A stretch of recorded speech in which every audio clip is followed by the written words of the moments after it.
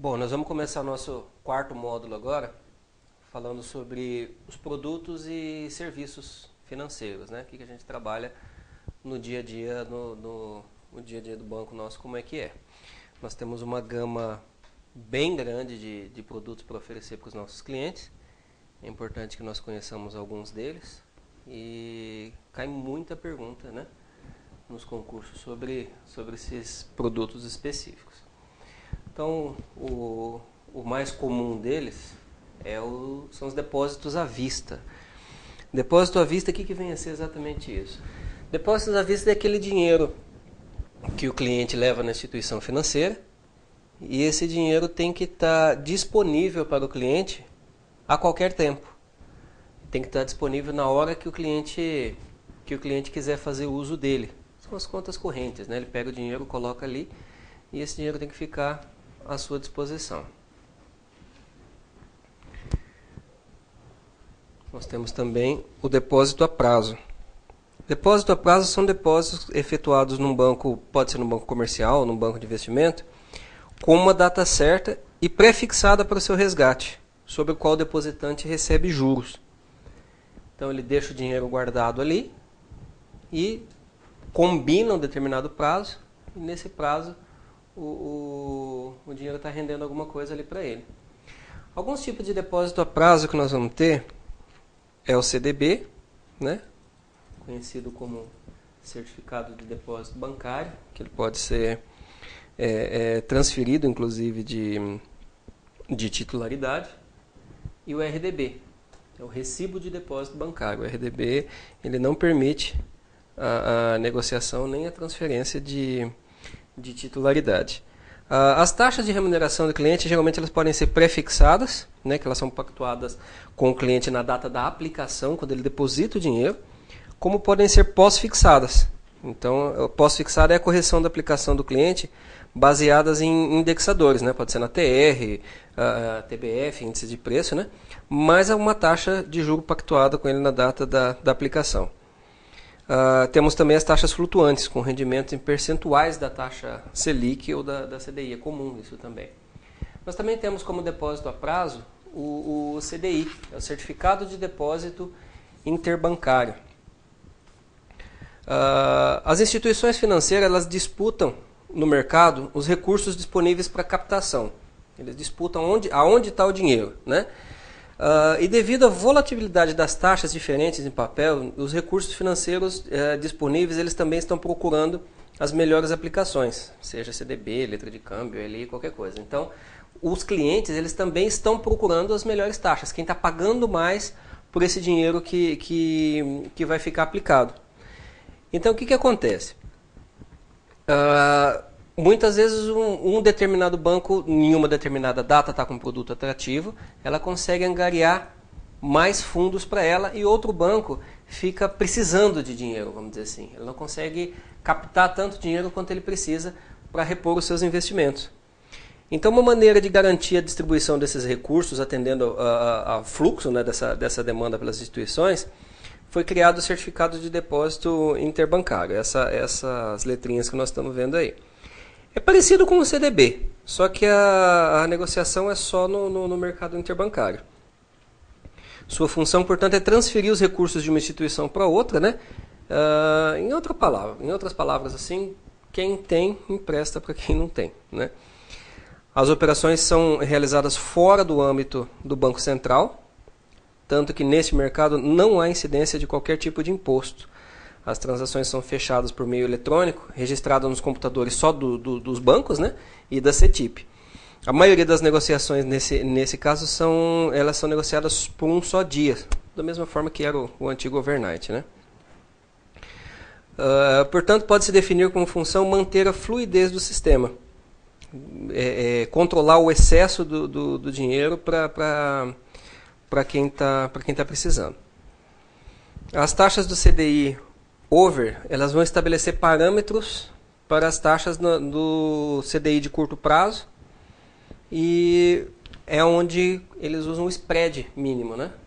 Porque eles estão fazendo entre eles, um dia um vai precisar, outro dia é o outro que precisa, então não tem muito custo nesse tipo de operação. Letra de câmbio. As letras de câmbio, o que vem a ser uma letra de câmbio? É uma ordem de pagamento à vista ou a prazo, né? Pode ser uma ou outra, e criada através de um ato chamado saque. Diferente dos demais títulos de crédito, para existência e operacionalização letra de câmbio, são necessárias 3 situações jurídicas. Então vamos lá. O que tem que ter numa letra de câmbio? Ela tem que conter a expressão, letra de câmbio. Ela tem que ter... Quais são as expressões jurídicas que eu estou comentando? O sacador, o sacado e o beneficiário. O sacador é a pessoa que está fazendo o saque, ela está criando a oportunidade da letra de câmbio. Né? Essa pessoa ela está dando a ordem de pagamento. O sacado é a pessoa que representa a parte que paga, é quem efetua o pagamento do dinheiro, e o beneficiário é a pessoa que vai estar recebendo esse dinheiro. Ela tem que ter também a assinatura do sacador, data e lugar de emissão, data de vencimento, local de pagamento. E é isso. Letra de câmbio é um título muito pouco utilizado no Brasil. A gente usa muito duplicata, usa muito cobrança, né? Mas é importante falar sobre a letra de câmbio porque está no contexto, é um produto que está disponível e pode ser que venha cair na prova de vocês. Cobrança e pagamento de títulos e carnês. O que é isso? Vamos ver uma definiçãozinha disso. É representar um título de cobrança pagável em qualquer agência, território nacional, central de autoatendimento, home banking, supermercado conveniado, casa lotérica. É aquele boleto, né? Todos nós conhecemos como boleto. Nós temos 2 tipos de boleto. Tem o chamado boleto bancário e tem o que é o pagamento de título. São as empresas conveniadas de água, luz, que tem os seus formulários próprios, né? Geralmente, após a data de vencimento do bloqueto, ele só pode ser pago na agência do banco que emitiu, pois ele fica sujeito a orientações específicas do cedente. O cara coloca lá as instruções que ele quer e essas instruções elas têm que ser obedecidas pelo caixa no momento da liquidação desse bloqueto, né? Como é que pode ser essa cobrança? Ela tem os módulos dela. Então, ela pode ser, por exemplo, uma cobrança simples, sem registro. O que quer dizer isso? A cobrança simples sem registro, a operação mercantil não fica registrada no sistema corporativo do banco e não admite instruções. Então, a própria empresa, que a gente chama de cedente é a pessoa que tem direito de receber o título, geralmente a empresa que vendeu alguma coisa, né, que vai receber esse boleto, ele emite esse título, emite esse documento, entrega para o cliente. O cliente é a pessoa que vai efetuar o pagamento, que nós, no caso, vamos chamar de sacado. O sacado, ele simplesmente vai ao banco, a casa lotérica, o meio de pagamento que for mais conveniente para ele, efetua o pagamento disso daí. Então, o banco, a instituição bancária, ela nem fica sabendo dessa transação. Ela simplesmente recebe o pagamento, que a gente chama de liquidação no ato, né? Ele recebe a liquidação desse título, pega o dinheiro, põe na conta da empresa, na conta do cedente, e informa para ele, olha, houve o pagamento do boleto cujo nosso número é tal. Nosso número é uma sequência numérica que indica quem foi que pagou. É uma numeração sequencial e a empresa assume toda a responsabilidade de ficar tendo um controle sobre isso. Que o nosso número X, ele entregou aquele boleto para o cliente Y, a data de vencimento é aquela. Quer dizer, o banco não tem registro nenhum da transação que aconteceu. Todo o processo é feito diretamente pela empresa, né? Diferente da cobrança simples com registro. A cobrança com registro, depois do boleto ter sido emitido, o cedente, a empresa, envia para o banco um arquivo, né, informando que emitiu o boleto no nosso número tal, para o cliente tal, CPF ou CNPJ número tal, na data de vencimento X, no valor Y, informa todos os dados, todas as informações para o banco. O banco ainda permite que o cliente baixe esse título, quando eventualmente houve algum problema na transação ou qualquer coisa que o cedente não queira mais cobrar o sacado, ele envia um pedido de baixa para o banco e o banco já vai saber que esse título não tá em atraso mais. O cedente ainda pode modificar eventualmente esses títulos através de instruções, pode adiar a data de vencimento, pode antecipar, fazer o que ele precisa, mas sempre através de instruções, porque a partir desse momento o banco tem um determinado controle sobre isso. Ele tem, como ele tem o registro, inclusive dependendo das condições que foram pactuadas com o banco pode protestar esses boletos, pode mandar para cartório, pode fazer todo o trabalho de cobrança para a empresa, né? Nós temos a cobrança descontada também, que é quando a empresa vende os títulos para o banco mediante uma taxa de desconto. Então, ela funciona da mesma forma que a cobrança com registro. Geralmente, os bancos eles pedem primeiro que seja feita uma cobrança com registro e depois essa cobrança com registro ela é transformada numa cobrança descontada. Essa cobrança descontada, como é que ela vai funcionar? Eu pego um título de R$100, aplico uma determinada taxa de juros por um determinado período e o banco antecipa esse dinheiro para o cliente, né? Para o cedente, no caso. O cedente vai pegar esse valor e já vai começar a trabalhar com ele à vista no seu caixa. Se eventualmente lá na data do pagamento o sacado não honrar o pagamento desse título, o banco desconta esse título da conta do cedente, novamente cobrando uma taxa de juros. Eu tenho ainda a cobrança calcionada, que é aquele título que ela fica, o cedente entrega para o banco como garantia de uma operação de crédito. Então é como se o cedente faz um empréstimo, alguma coisa assim, e ele deixa esses títulos garantindo a operação. Esses títulos eles vão ficar lá, eles são descontados e colocados na conta do cliente normalmente, mas eles ficam lá como calção mesmo, né? Como garantia do negócio que foi, da operação de crédito que foi feita. Eu tenho cobrança prêmio de seguro também, né? Não é utilizada para micro nem para pequena empresa. Ela é usada para cobrança de apólice de seguro e nota de seguro, com recolhimento automático do IOF na liquidação, emitida em moeda corrente. Então o cliente também pode modificar, em algumas situações, né, os títulos que foram registrados no sistema do banco.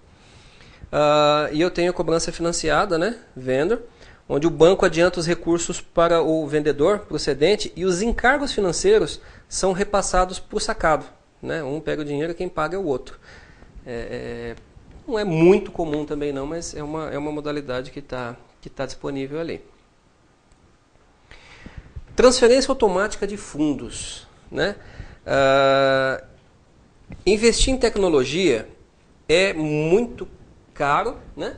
Mas o retorno que isso traz para o banco é absurdo, né? É muito grande. Os bancos estão investindo cada vez mais em tecnologia e isso permite que o banco aumente de uma forma expressiva seus postos de atendimento. Eletrônico, internet, postos, redes bancárias, né? Colocando à disposição dos clientes, multiplicando a quantidade de locais onde as pessoas possam efetuar as suas transações, elas possam pagar as suas contas, ampliando seus horários de atendimento, diminuindo o custo do banco com funcionários, né? E melhorando para a sociedade a maneira de pagar as suas contas e ter os seus serviços. A quantidade de agências físicas também estão crescendo, né? E refletindo cada vez mais a necessidade que os clientes estão tendo no mercado. Os investimentos em informática e telecomunicações continuam crescendo, né, continuamente. Eles estão aumentando em termos percentuais muito elevados para permitir a ampliação crescente da demanda dos clientes por serviços com maior conforto, segurança, agilidade, né? Tem crescido um número significativo de participação nos investimentos em equipamentos em linha de comunicação, de software. Hardware continua representando um volume ainda maior, né? Mas a sua participação começa a cair. Hardware já não está, os bancos não estão investindo tanto em máquinas, né? Mas em software. E as transações por meios eletrônicos cada vez estão aumentando mais. O crescimento do número de conta corrente, de investimento, equipamento de telecomunicação, de informática, o aumento do volume de serviços prestados reflete na elevação do total de transações. Cada vez mais os bancos estão disponibilizando serviços, estão deixando coisas disponíveis para as pessoas que elas possam fazer automaticamente. Merece um destaque, por exemplo, a quantidade de recursos que tem nos home banks, nos office banks, que estão deixando a pessoa pode fazer pagamentos, podem fazer saques, investimentos, inúmeras coisas automaticamente, sem precisar necessariamente estar indo numa agência bancária. Vamos falar sobre commercial papers agora. Commercial papers são as notas promissórias comerciais, né?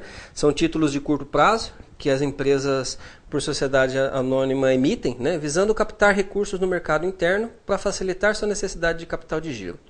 É uma alternativa às operações de empréstimos bancários convencionais, permitindo geralmente uma redução nas taxas de juros pela eliminação da intermediação financeira bancária. Não paga o spread do banco, né? O que o banco também, o custo do banco também em cima disso. Os commercial papers imprimem ainda maior agilidade na captação das empresas, determinada pela possibilidade dos tomadores negociarem diretamente com os investidores de mercado. As instituições financeiras, as sociedades corretoras e distribuidoras de valores mobiliários e sociedades de arrendamento mercantil, os leasings, não podem emitir esses títulos, né? Eles costumam ser negociados com desconto, como seu valor face pago por ocasião do resgate. Os títulos podem ser adquiridos no mercado ou por meio de fundo de investimento. Eles podem ser transferidos de titularidade mediante endosso em preto, né? E o índice de endividamento da empresa emissora não pode exceder a 1,2. Isso já caiu numa prova, tá? Numa prova do próprio Banco do Brasil. Prazo de vencimento dos commercial papers. Se ele foi emitido por uma companhia fechada, esse prazo é de 30 até 180 dias. Emitido por uma companhia aberta, o prazo de vencimento é de 30 a 360 dias. Vamos falar um pouquinho sobre arrecadação de tributos e tarifas públicas. Então, maior controle, comodidade, maximização de recursos na arrecadação de tributos e tarifas públicas, a facilidade e conveniência para os contribuintes pagarem. Para o administrador público, a precisão, agilidade, tanto no recebimento da informação de quem pagou, quanto no crédito, o próprio dinheiro entrando, né, para facilitar a implantação de instrumentos de controle e previsão de receita de arrecadação. Através dos meios eletrônicos e da captura de código de barra nas guias, o banco disponibiliza toda a sua tecnologia para facilitar a vida dos seus contribuintes e dos seus administradores. Então, o banco, vamos lá, ele informa de maneira precisa, rápida, em horários flexíveis, quem efetuou o pagamento, através de transmissão de arquivo, né? É eletrônico isso daqui. Facilita a gestão da receita tributada, que foi realizada. Diminui os custos de arrecadação pelo pagamento de tributos na rede bancária, através de autoatendimento ou por débito automático, que está disponível para os contribuintes, né? Ajuda na previsão de arrecadação. Reduz custos administrativos, né, devido à racionalização de processos, elimina mão de obra, elimina um monte de processo administrativo no meio aí que a tecnologia informática está substituindo isso daí. Nosso próximo assunto é sobre home, office, remote banking, né? São os bancos virtuais, né? Um dos serviços dos home banks oferecidos por quase todos os bancos são as operações por telefone, discando para uma central, cujo telefone muitas vezes é DDG, né, é 0800. O correntista tem acesso a diversos serviços bancários. Basta ligar os números da agência, vai ser atendido lá uma URA, né, onde você vai informar o número da tua conta, o número da agência, o número da senha, e você recebe informações básicas como saldo, os últimos lançamentos na conta corrente, desbloqueia talão de cheque, de repente faz até algumas aplicações, né? Em operações mais simples você nem fala com o operador, apenas segue uma instrução, aperta 1 para saldo, 2 para desbloquear cheque, e por aí vai, e você elimina a necessidade de ter um funcionário. Esse serviço, geralmente ele tem um horário muito flexível, fica disponível para o cliente em horários que os funcionários bancários não estariam, e elimina toda uma estrutura que não tem necessidade, né? o sistema funciona o tempo todo. Pagamento de conta, por exemplo, pode ser feito após o fechamento de agência. O limite varia de banco para banco, mas em geral fica entre 9 e 10 horas. Né? A segurança desse tipo de operação é uma das maiores preocupações dos bancos. Eles garantem que até os sites da internet são bem protegidos. A maioria de fraude acontece por descuido do correntista, que acaba revelando a senha deles para o estranho. É uma preocupação muito grande dos bancos a segurança nesse sentido.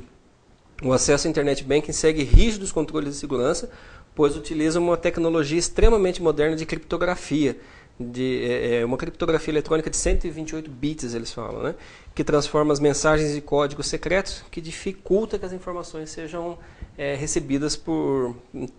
interceptadas, vamos dizer assim, por terceiros, por hackers, né? O uso do Internet Banking normalmente é gratuito, né? Geralmente o que acontece é ele instalar aqueles chamados cookies, né? Que são um pedacinho de programa que é instalado no seu computador para que ele seja reconhecido conforme você vai trabalhando, conforme você vai fazer alguma coisa. Então vai oferecer conveniência, né? Uma segurança muito grande. O Home Office Banking são extremamente seguros. A maioria dos bancos não tem tido notícias de banco que não tenham ressarcido seus clientes em caso de fraude. Mas essas fraudes elas são investigadas e também consegue-se achar muito a origem disso. E realmente é bastante seguro. O risco de você utilizar uma transação bancária pela internet é mais fácil você ser assaltado na rua indo ao banco do que ser assaltado pela internet. Não que isso seja impossível, nenhum sistema é inviolável, né? Limitação, não tem limitação, a limitação de horário é muito menor do que nas próprias agências, né, de atendimento. Fraudes são muito poucas. Aí nós vamos fazer algumas dicas de segurança, por exemplo. Os bancos eles já pedem para que seja instalado um software de segurança, antivírus nas máquinas, né, para que você tenha bastante cuidado e que as informações elas fiquem bastante seguras no próprio computador. É importante que o usuário do computador também tenha esse cuidado. Tenha cuidado com e-mails, né? Dificilmente o banco vai encaminhar um e-mail solicitando que você revalide sua senha. Então muitas vezes as pessoas recebem e-mails de banco que nem tem conta, pedindo para fazer revalidação de senha, pedindo para trocar isso daí. Se a pessoa não tem conta, óbvio que isso daí é fraude. Tem muita fraude nesse sentido, com o intuito de eles maquiarem a página principal do banco e ficar pedindo senha, pedindo alguma coisa ali. Então, muito cuidado com o recebimento de e-mail de instituições financeiras. Tá? Não confie na página se não for uma página segura. Vamos observar naquela linha onde nós digitamos o endereço do banco. Aquela linha que nós digitamos o endereço para qualquer página de internet, geralmente começa com http://www alguma coisa. Quando nós percebermos que ela vai começar com https://, esse S significa que é uma conexão segura. Então você está mais protegido nesse tipo de conexão. Né? É mais difícil que o sistema seja burlado. O uso de senhas fortes. Né? Senhas fortes são... uma data de aniversário, por exemplo, do cliente não é considerada uma senha forte. É importante que você coloque senhas de 6 dígitos, de 8 dígitos, na medida do possível misture letras e números, colocar alguma coisa para realmente dificultar o acesso de pessoas mal intencionadas nas contas, né? Evitar computadores e redes públicas, né? Vamos ficar usando computadores de cybercafé e por aí vai, porque a gente não sabe quem foi a pessoa que utilizou esses computadores antes e nem quem é que vai utilizá-los depois, né? Proteger informações confidenciais, vamos tomar cuidado, não ficar expondo, criar um arquivo com senhas e ficar disponibilizando, deixando isso ao acesso de pessoas que, de repente, não estão tão bem intencionadas como a gente imagina que elas estejam, né? Dinheiro de plástico. O que é o chamado dinheiro de plástico, né? Dinheiro de plástico é o que é trabalhado com os cartões. Nós temos hoje cartão de débito, onde o cliente passa o cartão dele e automaticamente ele saca ele faz o pagamento da conta dele com o cartão, o dinheiro é transferido da conta dele para a conta do estabelecimento. ele tem um cartão de crédito, que essa operação, ele passou o cartão e isso gera um lançamento para ele fazer um pagamento futuro, né? Temos cartões múltiplos que tem as duas funções, né? Cresceu esse mercado de cartão no Brasil a partir de 94, foi muito forte isso daí. E está utilizando cada vez mais, tem cada vez mais espaço esse dinheiro de plástico no mercado. Vamos ver o nosso próximo tema aqui, que vai ser a Corporate Finance. Corporate Finance é o objetivo principal da finança corporativa, né, é a simultânea maximização da valorização da sociedade e a administração dos riscos financeiros da empresa. Então, é uma área, na verdade, responsável pelas atividades de underwriting, que a gente chama, fusões, aquisições, repasses de BNDES, né, administração de recurso de terceiro. Então, no mundo que está mudando toda hora, a integração global de mercado precisa de um departamento desse, que é independente, que tem rigor, que tem capacidade de estar percebendo o que está acontecendo com o mercado e fornecendo essas informações para o cliente. Os serviços são assegurados por uma equipe dinâmica de profissionais, competentes, que estudam isso daí, que estão em cima do mercado, que estão entendendo o que está acontecendo e fazem aí uma assessoria financeira que tem uma experiência internacional aí extremamente considerável. Fundos mútuos de investimento, né? Os fundos mútuos de investimento funcionam como se fosse uma sociedade de investidores. São organizados por uma instituição financeira, né? ou por um administrador de recursos, por exemplo. E nessa sociedade, cada investidor entra com o dinheiro que quiser investir, comprando cotas da carteira que tem o perfil que é interessante para ele. E depois sai do investimento vendendo essas cotas. Se ganhou ou se teve prejuízo, ele vai estar expresso na diferença entre o preço que ele pagou pelas cotas e o preço que ele vendeu depois. Os fundos apresentam diversas vantagens, especialmente para o pequeno investidor, porque permite um maior rendimento por tipo de aplicação e uma maior diversificação dessas aplicações, né, com potencial redução de risco. Então, tem algumas pessoas ali no fundo que entendem disso daí, eles gerem isso daí, e a pessoa simplesmente compra e vende essas determinadas cotas, né? Aí nós temos como medir isso daí. Nós temos ferramentas para avaliação de desempenho, né? As avaliações de desempenho do fundo, ela deve considerar sempre a rentabilidade que foi obtida pela carteira por uma unidade de risco, né? A rigor, esse é o conceito correto de avaliação de qualquer investimento, né? Não basta pensar no nível de retorno esperado se o cliente não conhece o risco do investimento. Ele tem que saber aonde está entrando, ele tem que saber qual é a possibilidade de ganho e a possibilidade de perda disso daí. Por isso que tem alguns rankings, né, que consideram isso daí, e eles consideram que a rentabilidade é insuficiente, embora seja um uso bastante comum, né? A meta de qualquer investidor é escolher fundos e ativos que tenham maior retorno por cada unidade de risco, ou em outras palavras, que garantam um nível de retorno com o menor risco possível. O gestor, ele deve ter a preocupação de garantir um retorno compatível com o risco aceito pelo investidor. Tem gente que é mais arrojado, né, que quer correr mais riscos, que acredita que com mais risco existe maior possibilidade de ganho, mas também você abre mais a guarda para uma eventual perda. Os fundos eles têm uma avaliação disso daí que deve ser conhecida pelo investidor na hora que ele está entrando. Como é que nós podemos classificar esses fundos? Nós temos a classificação, tem várias classificações formais, informais para o fundo, né? Mas é importante lembrar que de forma mais genérica, mais comum, eles podem ser divididos em dois grandes grupos, né? O grupo de renda fixa e de renda variável.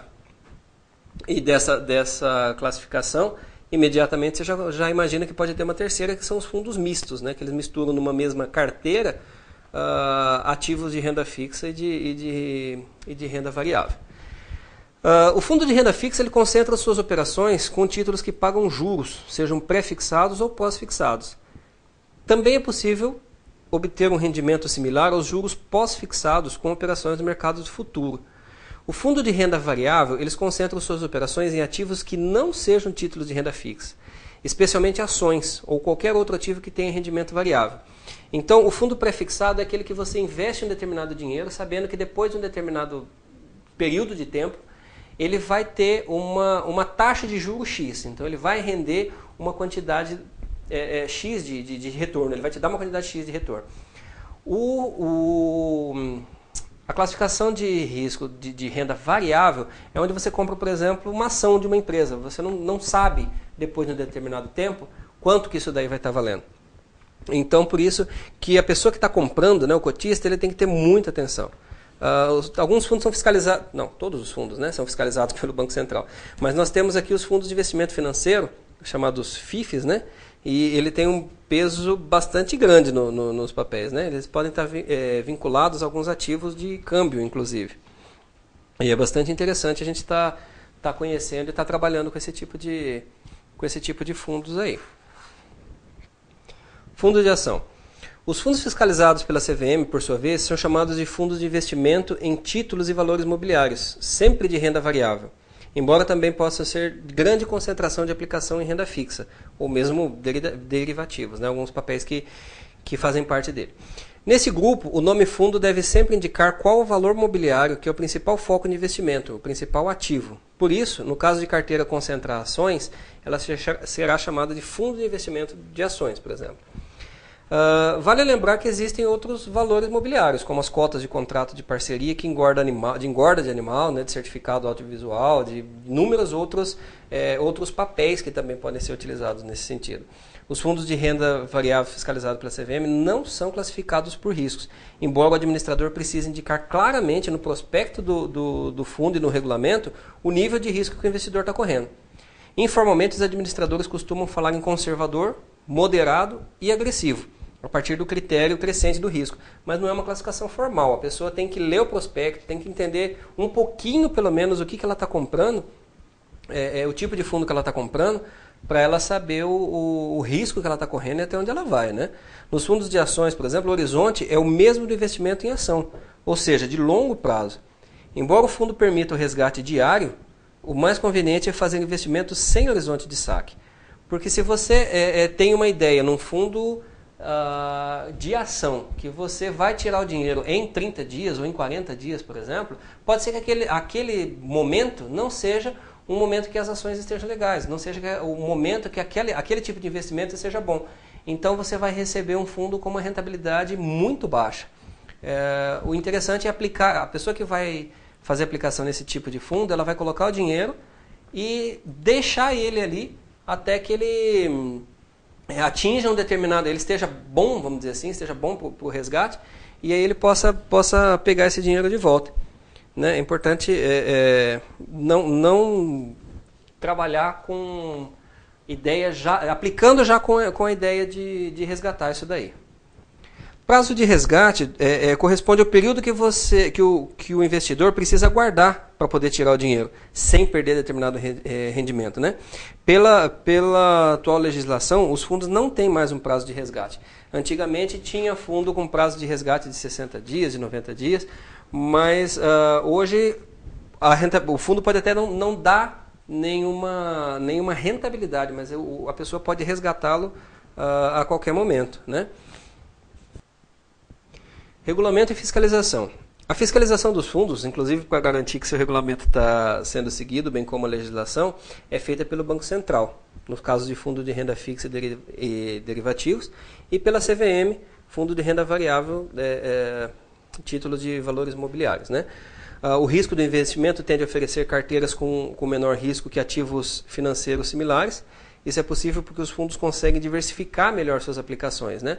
Você não vai aplicar só em um determinado fundo. Um grande investidor pode aplicar seus recursos em vários tipos de ativos, de título público e de ações e imóveis, reduzindo o seu risco. Mas pequenos e médios investidores não conseguem. Como o fundo reúne um volume expressivo de dinheiro, o administrador pode fazer essa diversificação, que não seria possível ao pequeno investidor. Dessa forma, mesmo com pouco dinheiro, todos os cotistas de um fundo vão se beneficiar da maior diversificação, da maior divisão disso daí. É aquele conceito ditado que nós tínhamos há muito tempo, né? Não colocar todos os ovos dentro de uma mesma cesta. Agora, o investidor precisa compreender que o fundo é um sistema de cotas, como se fosse uma empresa. Logo, se o fundo faz uma aposta e perde, é preciso que os cotistas se unam para cobrir essa perda. Todo mundo vai ter que pagar um pouquinho. Então, esses fundos podem, em alguns casos, dar rentabilidade negativa. E o fundo garantidor de crédito, que nós vamos ver daqui a pouquinho o que também é chamado de seguro bancário, daqui a pouco a gente vai falar sobre ele não cobre perdas com um fundo de investimento. Então agora nós vamos passar aqui para o Hot Money. O Hot Money no mercado brasileiro é o termo que a gente usa para operação de crédito voltada a empresas que precisam de capital de giro em curtíssimo prazo, geralmente menor do que 30 dias. A empresa toma um Hot Money para cobrir eventualmente uma necessidade de caixa apertada. A hora que ele estiver meio apertado, ele pega um dinheiro rápido, vamos dizer assim, né? Nós vamos ter também uma outra modalidade de produto financeiro, né? Conhecido como conta garantida. A conta garantida é uma espécie de cheque especial, né? Ela trata de uma conta corrente com um determinado limite pré-aprovado, só que os juros são menores do que o cheque especial. Para essa conta, a empresa dá algumas garantias, como notas promissórias, como duplicatas, cheques, qualquer coisa assim, cheques predatados, né? É uma alternativa interessante e rápida de obter capital de giro. Então a empresa pega lá vários cheques predatados de cliente, leva para o banco, e o banco só vai descontar esses cheques na data do bom para, vamos dizer assim, né? Ele não desconta antes. Só que esse dinheiro, esses cheques, essas duplicatas, elas ficam ali garantindo o uso desse capital que a empresa vai adiantar. Bastante interessante, bastante utilizado essas contas garantidas aqui no Brasil. Nós temos também o crédito rotativo, né? O crédito rotativo é muito utilizado, aí, o cheque especial. Os cheques especiais de empresa costumam ter limite de crédito um pouco maior, né? E os juros um pouquinho menor do que das pessoas físicas. É uma forma de ter dinheiro rápido, sem burocracia, para emergência. Você assina você assina um contrato. Nesse contrato pressupõe que a empresa tem um limite de crédito, ela pode atingir até aquele determinado dinheiro, aquele montante. Dentro desse período ela pode usar isso daí, é como se o dinheiro fosse dela. Ela vai pagar um juro pelo período que ela utilizou.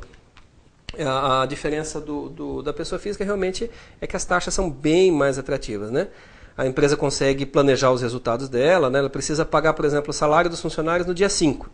E um cliente que estava com dinheiro ali, ia pagar, de repente atrasou o pedido, ligou para a empresa, falou, só vou poder pagar no dia 10. A empresa vai ficar 5 dias sem dinheiro, sem fluxo de caixa para fazer isso. Então ela usa o cheque especial por esse determinado período ali, cobre essa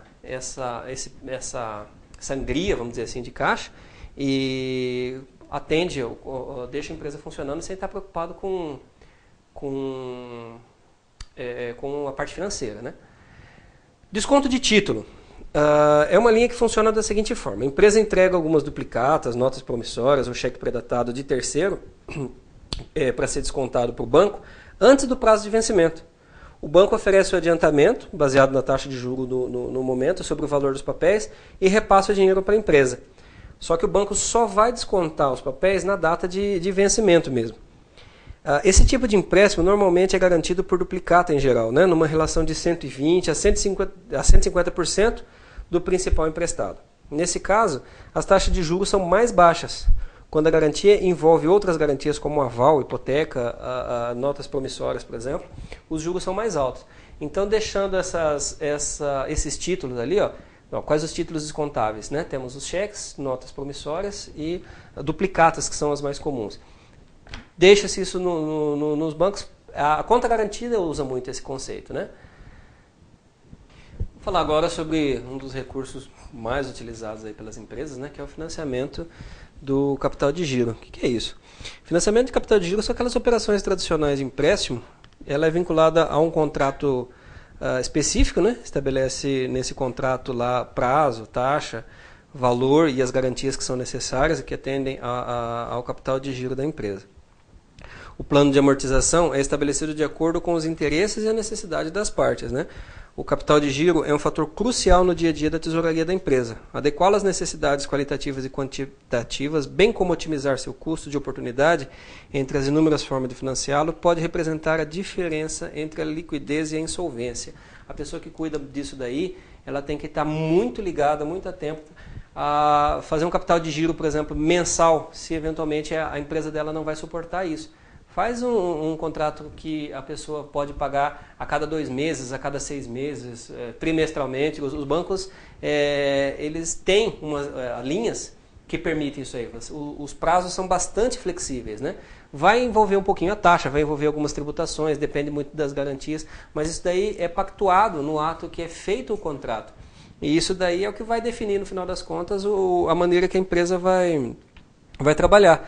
Capital de giro ela pode ser caracterizado, né, os encargos pós-fixados ou pré-fixados, né, e o prazo só que o prazo que é maior. Ele passa a ser geralmente superior a até 120 dias. Como todas as operações pós-fixadas, os juros contratuais são calculados com base no principal, o chamado saldo devedor, corrigido por um dos vários indexadores utilizados atualmente, aí, o IGPM, a TR, né, variação cambial e tal, ou qualquer um outro criado, desde que seja combinado no fechamento do contrato, lógico, como é o caso de uma unidade de referência, utilizada para corrigir prestações do FINAME, por exemplo, né? A variação cambial, nesse caso, aí, é calculada com base na TJLP, que é a taxa de juros de longo prazo. Os planos de pagamento podem ser os mais diversos, uma única prestação, prestações iguais e variáveis e por aí vai.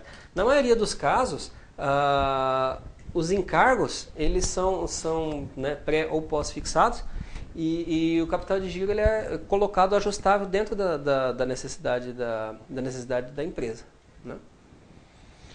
Bom, isso é mais comum. Vamos dar uma olhada agora no vendor e no compra finance, né?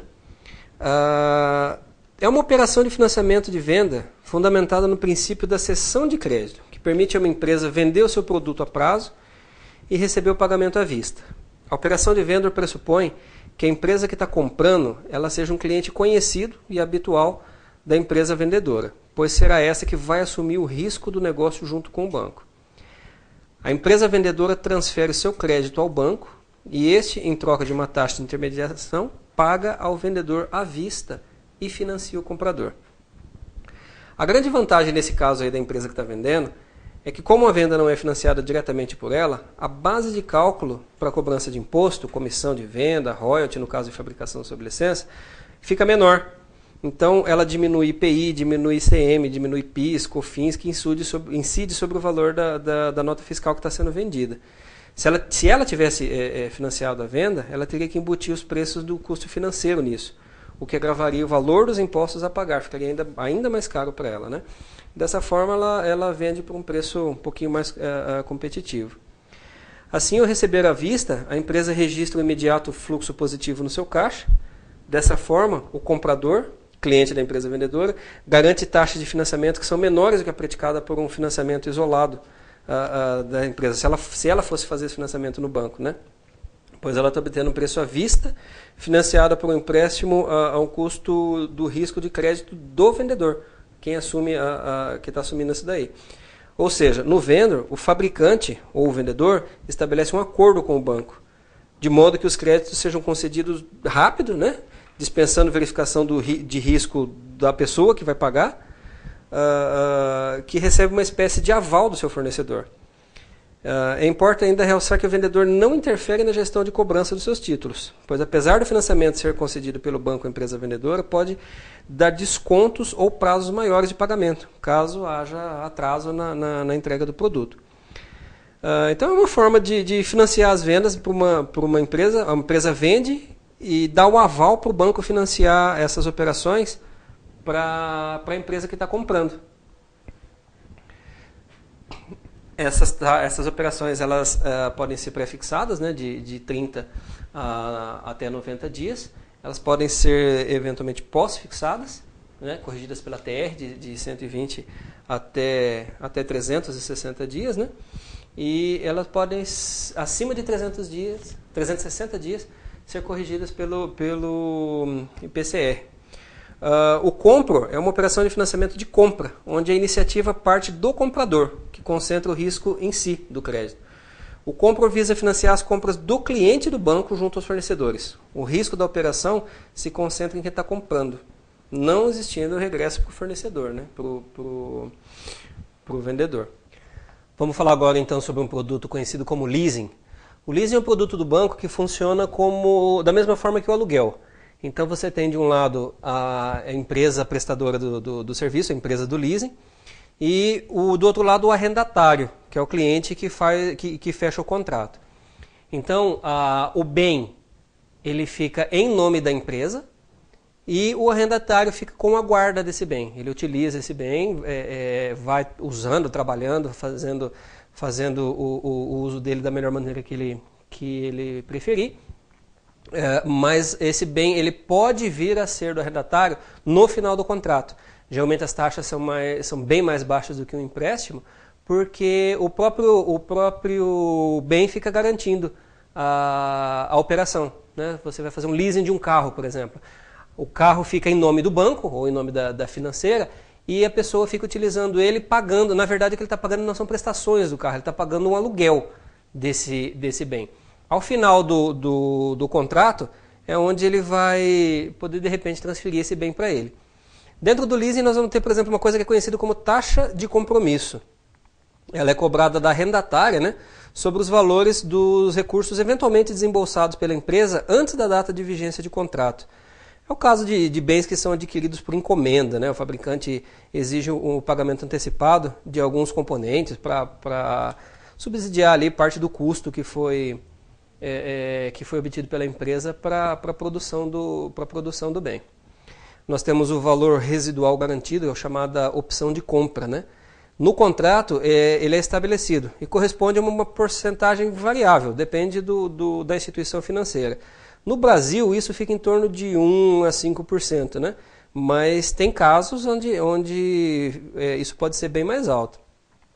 Esse valor geralmente ele é pago no final do contrato, mas existem casos onde o pagamento dele é antecipado. Pode ser feito na data de assinatura do contrato ou geralmente diluído nas parcelas. A pessoa vai pagando isso mensalmente e acaba nem percebendo, porque tá embutido no valor, né?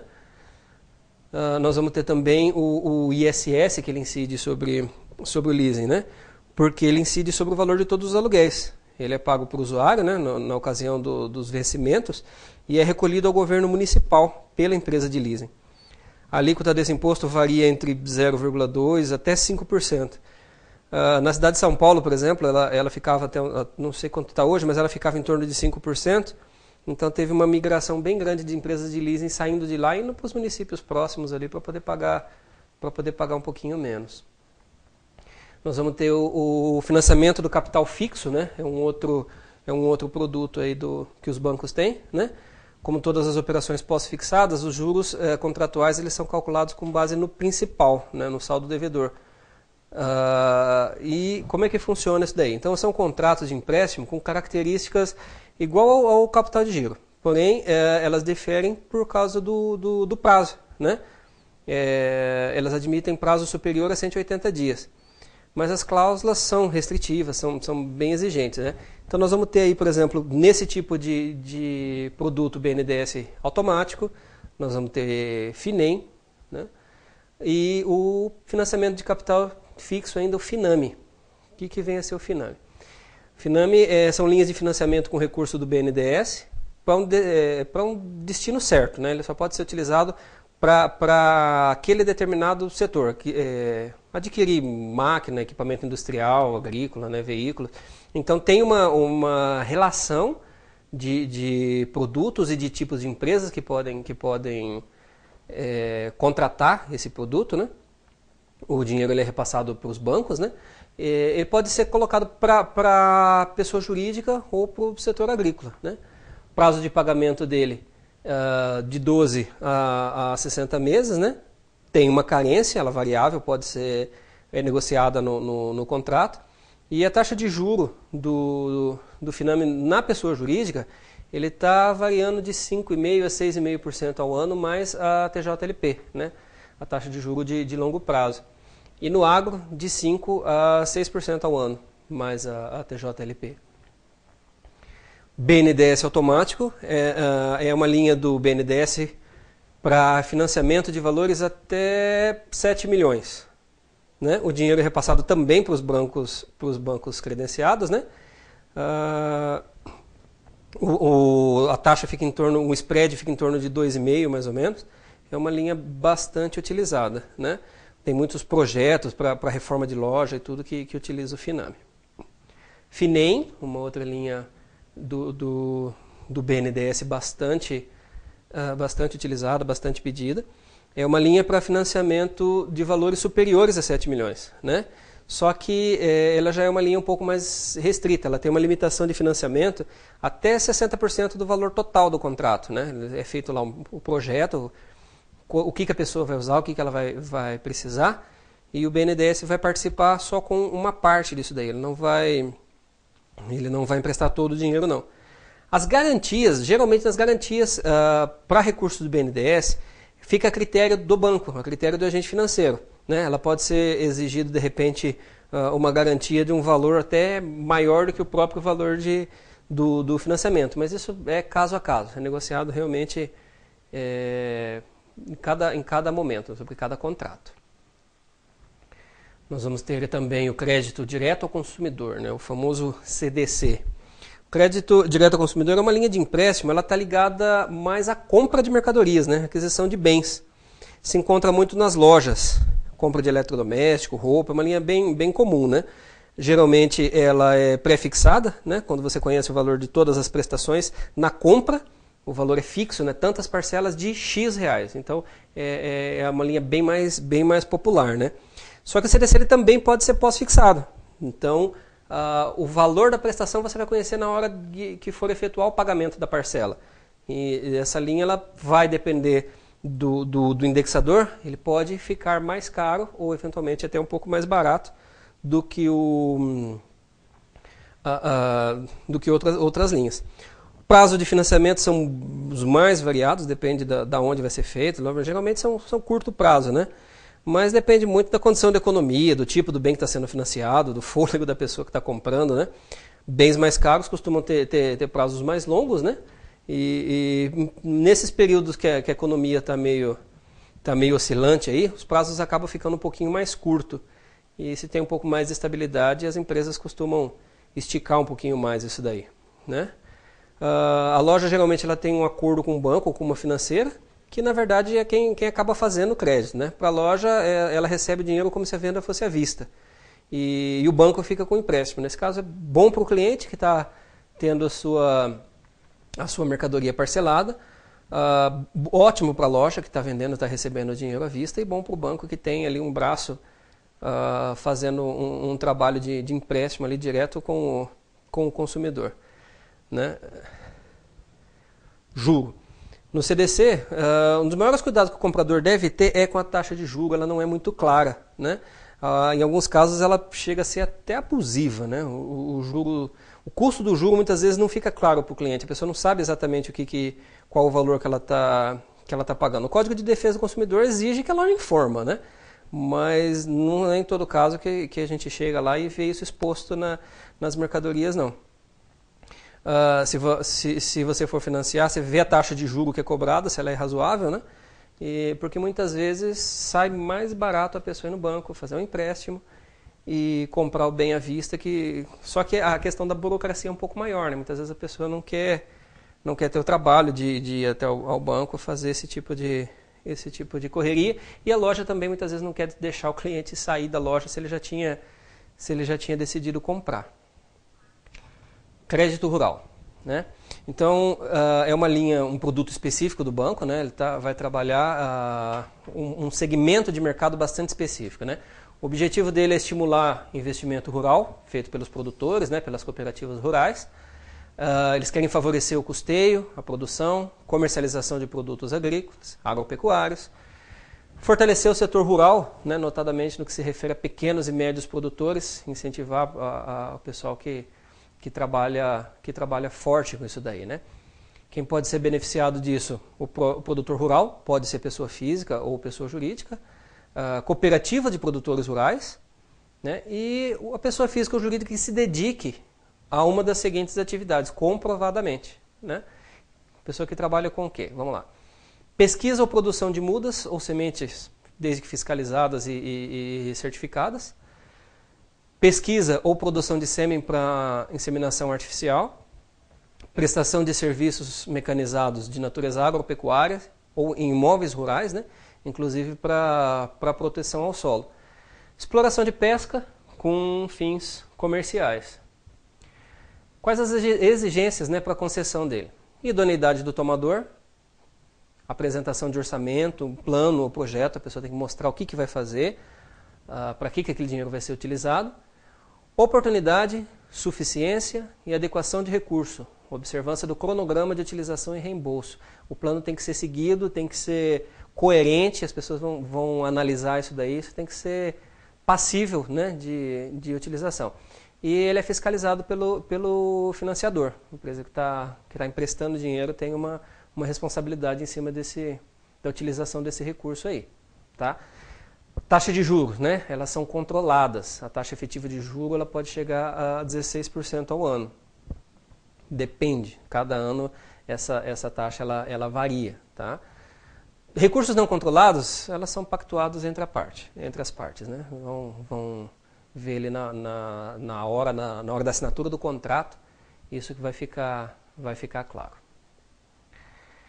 Caderneta de poupança, né? É uma captação específica que é destinada para incrementar o setor financeiro de habitação, proporcionando financiamento a construtores, compradores de casa própria, né? Então a caderneta de poupança é a mais comum dos produtos financeiros, né? É um produto muito utilizado, bastante antigo, né? E temos aí poupadores, desde pequenininho a gente já tem notícia do pessoal abrindo caderneta de poupança para os filhos, para os netos, ensinando o pessoal a fazer a sua reserva financeira. Ela tem dois tipos, né? Ela pode ser uma caderneta de poupança livre ou pode ser uma caderneta de poupança programada. Aquela caderneta de poupança livre é aquela que o tomador ele pode ir depositando o dinheiro à medida que ele tem o recurso. Ele coloca R$50 hoje, R$100 daqui a 3 meses, R$20 4 meses depois. E ela pode ser programada. Você tem uma conta corrente, por exemplo, e você programa que todo mês um valor X vai ser transferido dessa conta corrente para essa caderneta de poupança. Então, o próprio sistema do banco ele vai fazer essa transferência para você nas datas específicas que você colocar ali, né? E você pode contar com esse dinheiro e formar o seu fundo de reserva ali. As contas de poupança, em geral, elas são chamadas de caderneta de poupança, né?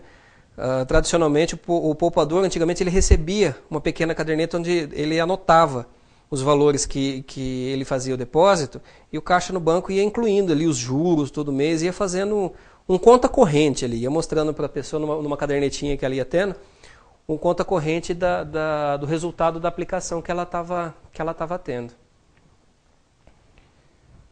Financiamento à importação e à exportação. No financiamento à importação e exportação, nós vamos ter recursos para pré-embarque, né? Produção de máquinas, equipamentos que vão ser exportados, pré-embarque antes do produto sair, em muitos casos até antes do produto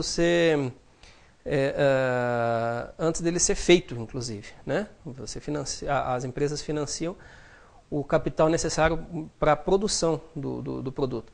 E tem o pré-embarque especial, para comercializar o produto no exterior. Tá? Pode ser financiado até 100% do valor do bem. Né? Custo de financiamento, a variação cambial, tá? Mais uma taxa conhecida como taxa LIBOR, mais 1% ao ano, mais a taxa de risco. A empresa tem que estar enquadrada, né, dentro a exportação ela pode ser feita por empresa de qualquer porte, tá? Empresas pequenas, médias ou grandes. A questão é mais o produto que ele tem que estar dentro das normas, né? Nós temos aí prazos de pagamento. No pré-embarque e no pré-embarque especial, ele pode ser até de 30 meses. No pós-embarque, até 96, podendo chegar eventualmente até a 12 anos. Nós temos o programa de financiamento às exportações, né? É o chamado PROEX. É um programa que foi instituído pelo governo federal. O objetivo dele é alavancar as exportações brasileiras, né? dá condições de financiamento que as empresas teriam da mesma forma que elas teriam no mercado internacional. Ela prevê a concessão de financiamento para a pessoa que tá exportando e também prevê condições de financiamento para a pessoa que está importando, né? Na primeira situação, o exportador, depois que ele contrata a venda externa com o importador, ele embarca as mercadorias, fatura o serviço, né, emite o documento de crédito, a nota promissória, lá, as cartas de crédito correspondente ao principal e aos juros, né, e após a constituição das garantias, ele financia isso junto ao Banco do Brasil. Na segunda situação, o exportador contrata a venda externa com uma entidade pública, né, de outro país. E o financiado, à medida que recebe o bem ou o serviço contratado, vai autorizando o crédito na conta da empresa que tá exportando, né? Nós temos aí duas modalidades de assistência, né? Nesse caso aqui. Temos financiamento modalidade de crédito, né? Exportador, importador de bens, e é feito pelo Banco do Brasil. Ele que tá gerindo esse tipo de trabalho aí. E tem a equalização, né, uma modalidade de crédito ao exportador com os serviços brasileiros, né, realizado pelas instituições financeiras, que o Proex assume parte dos encargos e fica compatível com o mercado internacional. Tá? Então vamos lá, é um financiamento direto ao exportador brasileiro ou importador, com recursos obtidos junto ao Tesouro Nacional. Essa modalidade de apoio está voltada fundamentalmente para o atendimento a micro, pequenas e médias empresas. Característica dela. Prazo de 60 dias de até 10 anos. São definidos de acordo com o valor da mercadoria ou a complexidade do serviço, né, que tá sendo prestado. Pagamento, geralmente, são em parcelas semestrais, iguais e consecutivas. Tá? A parcela financiada pode chegar a 100% do valor da exportação para financiamento de até 2 anos, né, prazo de até 2 anos, e até 85% da exportação, caso seja maior do que isso. Taxa de juros é a taxa de juros praticada no mercado internacional. Garantia, aval, fiança, carta de crédito de instituição financeira de primeira linha ou seguro de crédito à exportação. Esse seguro de crédito é muito comum, é bastante utilizado pelas empresas que operam nesse segmento. Nós temos a equalização, né? A exportação brasileira é financiada pelas instituições financeiras estabelecidas no país ou no exterior. E o Proex arca com parte dos encargos incidentes, de forma a tornar as taxas de juros equivalentes às praticadas internacionalmente. Quer dizer, vamos dar condições às nossas empresas da mesma forma que elas teriam, né, se estivessem em outro país. A característica do financiamento, prazo, percentual, taxa de juros e tal, pode ser livremente pactuada entre as partes. É feito na hora da assinatura do contrato. O percentual equalizável é até 85% do valor da exportação. Vamos lá. O prazo dele é de 60 dias até 10 anos, definidos de acordo com o valor agregado da mercadoria ou complexidade dos serviços prestados, né? Mesma coisa. O benefício da equalização, a instituição financiadora da exportação brasileira, o beneficiado, né? Forma de pagamento. A equalização é paga ao financiador por intermédio da emissão de notas do Tesouro Nacional. Temos também a linha do BNDES EZIM, né? Exportação e importação. Financiamento à exportação de bens e serviços através de instituições financeiras que são credenciadas. Nas modalidades, o apoio do BNDES destinado à exportação de bens, como na fase de pós-embarque, nas seguintes modalidades. Vamos lá. BNDES Exportação e Importação trabalha com pré-embarque, a produção de bens a serem exportados, né, e em embarques específicos. Pré-embarque de curto prazo, ele financia a produção de bens a serem exportados com prazo de pagamento de até 180 dias. O pré-embarque especial financia a produção nacional de bens exportados, sem vinculação com embarques específicos, mas com período predeterminado. Quer dizer, eu não vou dizer que a mercadoria vai sair daqui no dia X, mas eu posso dizer que a mercadoria tem que chegar no bem até o dia tal. Então a produção ela vai sendo entregue conforme ela vai sendo produzida, conforme ela vai sendo trabalhada. E tem o pós-embarque. Ele financia a comercialização de bens e serviços no exterior através das seguintes linhas. Suppliers Crédito, refinanciamento ao exportador, e ocorre por meio de desconto de títulos, né, da empresa exportadora. E Buyers Credit, financiamento ao importador, com interveniência do exportador. Possui custo relativamente mais elevado e prazo de análise mais longo, porque no final das contas você vai analisar duas empresas, né? Agora nós vamos falar um pouquinho então sobre os cartões de crédito. O uso de moeda, de célula, está ficando cada vez mais difícil, nós já falamos um pouquinho sobre isso, né? As instituições financeiras, os bancos, eles estão investindo muito em cartões, né? No cartão em si, óbvio que ele não é o dinheiro real, mas ele registra a intenção de pagamento do consumidor, né? Cedo ou tarde a empresa que vendeu, ela vai ser paga, né? Em espécie, em cheque e tal. Então é uma forma imediata de crédito do fornecedor da mercadoria. Ela está recebendo isso de uma forma um pouco, não menos burocratizada, mas com um pouco mais garantida, né? Nós temos aqui 5 participantes quando nós falamos em termos de cartão de crédito. Vai ter o primeiro, que é o portador, a pessoa que está interessada em comprar, adquirir o bem, é aquela pessoa que tem o cartão na mão, é o cliente final, né? Nós temos o estabelecimento, a empresa que quer vender, o fornecedor, aquela que tem o bem e que está transferindo isso para o portador. Nós vamos ter aqui o adquirente, a empresa responsável pela comunicação da transação entre o estabelecimento e a bandeira, né? Para isso ela aluga e mantém os equipamentos usados nos estabelecimentos. Hoje nós vamos ter aqui no Brasil, por exemplo, a Redcar, a Cielo, né? antiga VisaNet. Tem a Hipercar, a GetNet, então é a empresa que faz a comunicação entre os dados, tá? É diferente da bandeira. Até pouco tempo, cada bandeira tinha você ia numa loja para você comprar, por exemplo, Visa, ela tinha que ter a máquina da Visa, Mastercard tinha que ter a máquina da Mastercard. Hoje, todas as máquinas passam os 2 cartões, né? E aí nós vamos definir a bandeira. A bandeira ela é responsável pela comunicação da transação entre o adquirente e o emissor do cartão de crédito, né? As maiores bandeiras no Brasil hoje é Mastercard, Hipercar, Visa, isso que a gente já comentou, né? E nós temos também aqui o emissor do cartão, que é a chamada da empresa de administradora do cartão. Geralmente é uma instituição financeira, principalmente banco, né, que emite cartão de crédito, ele que define o limite de compra, decide se a transação é aprovada ou não, emite a fatura de pagamento, cobra o titular em caso de inadimplência, né? E em muitos casos, isso é muito comum hoje em dia também, oferecer clubes de vantagens, né? Oferecer para o portador alguns benefícios para que ele utilize esses cartões de crédito dessa empresa e não de uma outra. Nós vamos ter aqui como produto financeiro também bastante trabalhado, bastante conhecido, os títulos de capitalização, né? É uma mistura, na verdade, de uma poupança com uma loteria, né? Já que ela apresenta a possibilidade de você ganhar e de eventualmente você ser sorteado.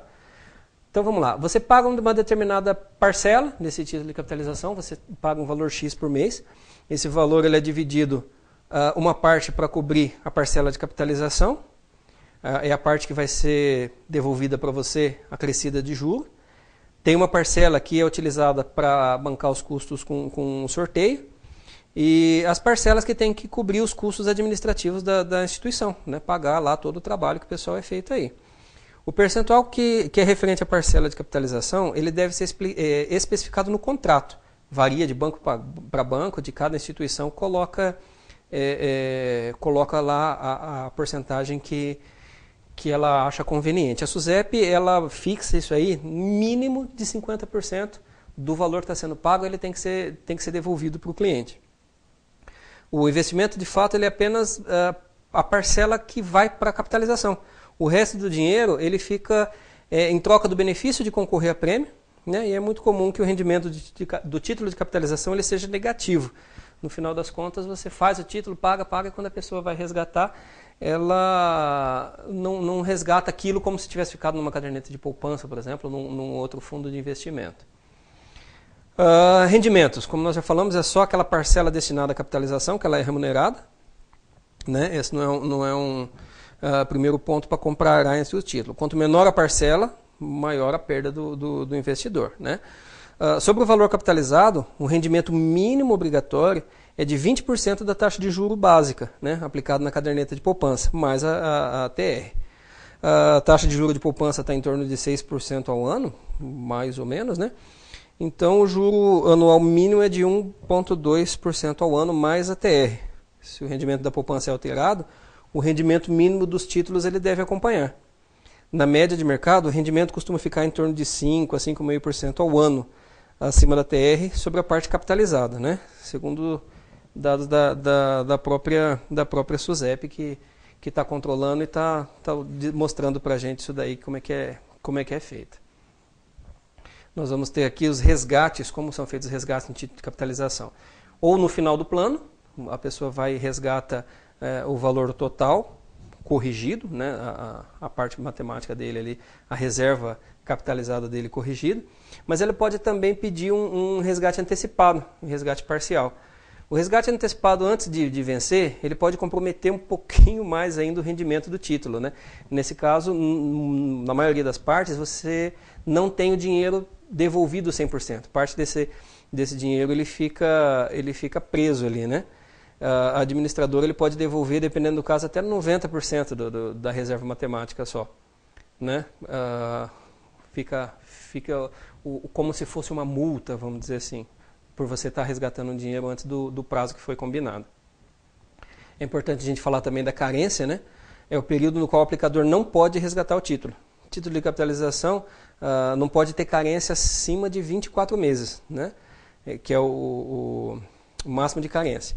Dessa forma, se o título vencer antes de 24, a carência não pode ser superior a esse prazo. Devido à concorrência no setor, alguns planos, alguns já estão começando a trabalhar sem prazo de carência. Isso também é determinado caso a caso.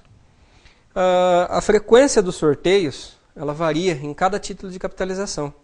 Geralmente eles acontecem semanal e por mês. Né? Existem planos que estabelecem quantidades de sorteio maiores, com valores menores, né? E outros que estabelecem menos sorteio com valores um pouco maiores. São produtos que têm perfis diferentes, dependendo do cliente que elas querem atingir. Né? Também existem títulos que oferecem sorteio instantâneo, que o investidor sabe na hora que comprou o título já, se ele já foi premiado. Do valor pago pela parcela, no máximo 25% pode ser destinado a prêmio. E do valor total destinado aos prêmios, no máximo 30% pode ser distribuído como sorteio instantâneo, né, no ato da compra. Temos aí os planos de aposentadoria e pensão, né, planos privados. A previdência privada é formada por uma poupança de longo prazo, né, para evitar que a pessoa na aposentadoria ela sofra uma redução muito grande da sua renda.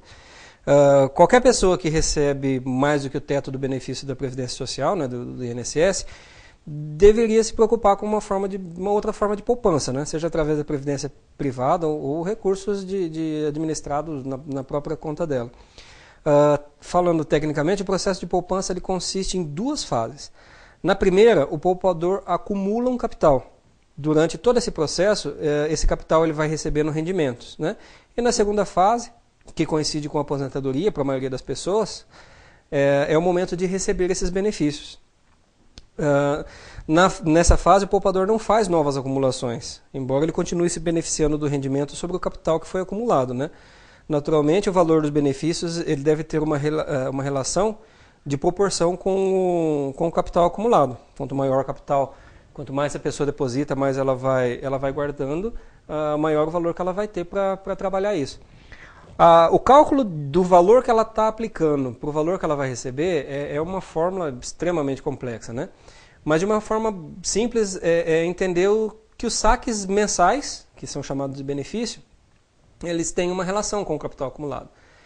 Não é possível fazer saques expressivos sem um capital sem correr o risco do dinheiro acabar muito rápido. Né? É uma poupança, na verdade, programada isso daí, né? Fazer um plano de previdência tem vantagens indiscutíveis. Né? O benefício fiscal, muita gente faz por isso, né?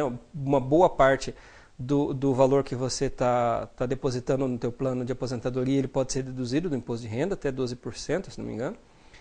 E a diluição do risco de faltar numa renda futura, né? Você dificilmente vai ficar sem dinheiro, você está formando uma reserva ali, né?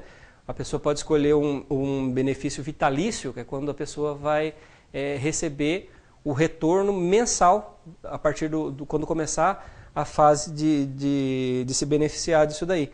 Porque a pessoa pode escolher também receber de uma vez só.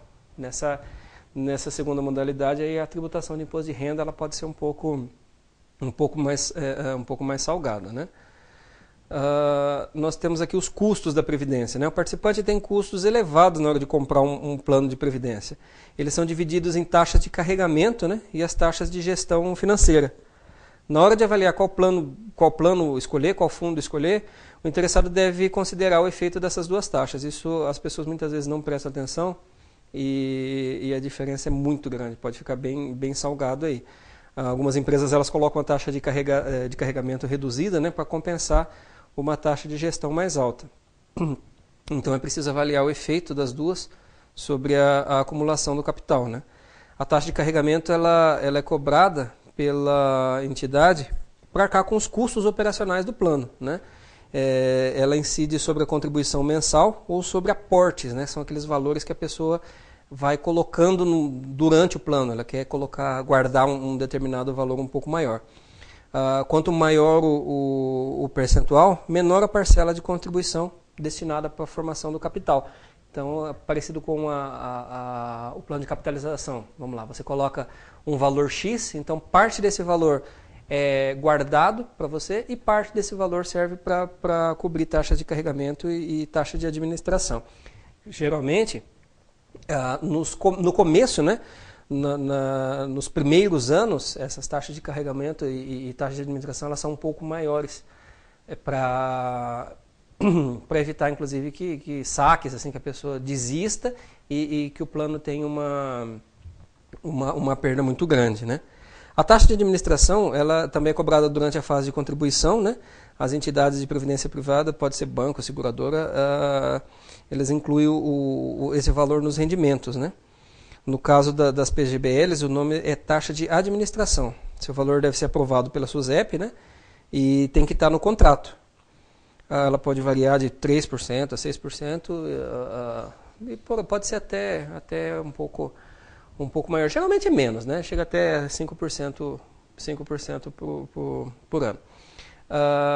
Riscos nesse plano, muitos planos eles são cobertos por seguros também, onde as pessoas podem, em caso de falecimento e tal, além do capital, da reserva de capital dela ser transferida para os herdeiros, ele tem um valor como um seguro, um prêmio que é pago também para os seus bens. O maior risco, na verdade, eventualmente a empresa administradora falir, né? E aí sempre tem consequências sobre o capital que foi acumulado, né? Se tiver algum tipo de fraude e tal. A SUSEP fiscaliza essas empresas, né, para ver se o dinheiro associado está sendo investido de forma correta, né, mas não tem garantia que o valor acumulado dos benefícios pode ser assumido pelos associados, né. A empresa, no caso da PGBL, que é um tipo de plano, nós temos geralmente os planos VGBL e planos PGBL, né.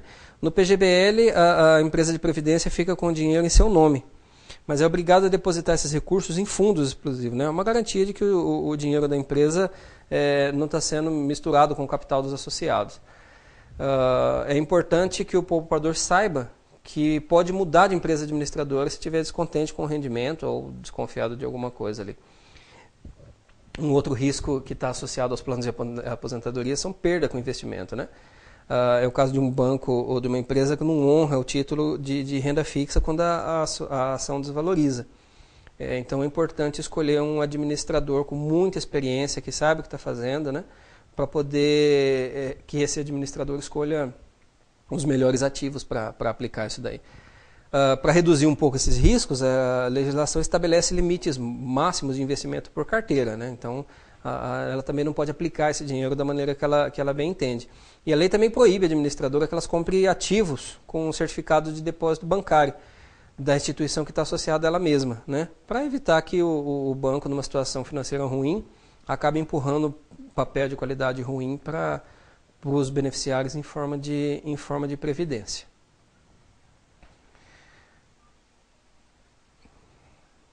Planos de seguros. De longa data, né? Fazer seguro é uma forma de proteger o patrimônio.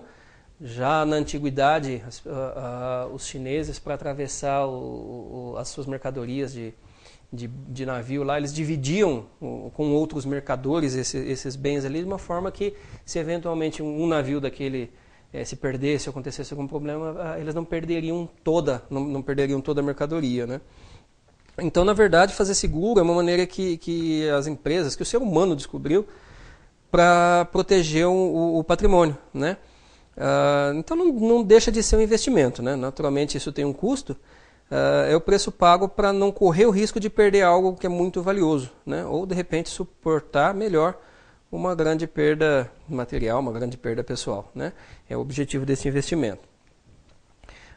Então ele tem que atender as necessidades do cliente e não as do corretor, né? Geralmente os seguros eles vêm com uma cartilinha que vai mostrando como utilizá-los, né? Nós temos seguros para fugir das incertezas, né? O próprio nome está dizendo isso, né? Todos nós queremos uma segurança. Nós temos alguns tipos de seguro, né? Que podemos estar falando aqui. Seguros de patrimônio, seguros de pessoas, né? Seguros com responsabilidade. Seguro de carro é um seguro muito comum, seguros de casas. Hoje em dia, muitas coisas estão sendo colocadas aí. Nós temos seguros de acidente pessoal, caso de cobre, oferece cobertura no caso de invalidez, total, parcial, morte, né? Seguros de viagem que cobre risco com acidentes de viagem, acidentes pessoais, seguros de veículo, que mais? Profissional liberal, seguro de saúde, seguro imobiliário, assistência funeral, seguro de educação, caso a pessoa não consiga arcar com a educação dos filhos até o final, ele pode fazer um seguro ali que a empresa seguradora vai assumir esse risco aí. Temos o seguro fiança, né? O seguro fiança ele garante o pagamento do aluguel caso do inquilino não venha a honrar esse compromisso. Então é um termo bastante conhecido, não vamos falar muito sobre ele não.